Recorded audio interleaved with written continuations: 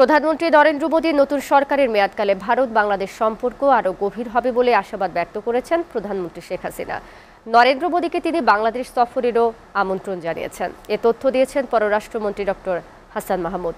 নয়াদিল্লিতে প্রধানমন্ত্রী সফর নিয়ে ব্রিফিংয়ে পররাষ্ট্রমন্ত্রী বলেন, দুদেশে দু প্রধানমন্ত্রীর নেতৃত্বে ভারত বাংলাদেশের সম্পর্ক নতুন উচ্চতায় উন্নীত হয়েছে। জানান, বাংলাদেশ ও ভারতে দীর্ঘদিন একই সরকারের ধারাবাহিকতায় কাজের ক্ষেত্রে সুবিধা পাওয়া যাবে।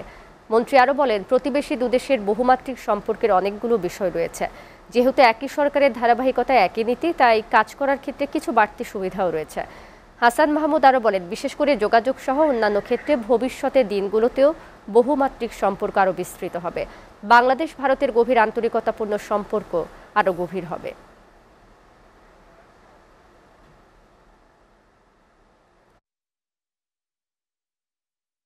দুই দেশের সম্পর্কের মাধ্যমে আমাদের উভয় দেশের মানুষ কিন্তু উপকৃত হচ্ছে, বিশেষ করে কানেক্টিভিটির ক্ষেত্রে এবং অন্যান্য ক্ষেত্রে। কারণ ভবিষ্যতের দিনগুলোতেও আমাদের যে বহুমাত্রিক সম্পর্ক সেটি আরো বিস্তৃত হবে।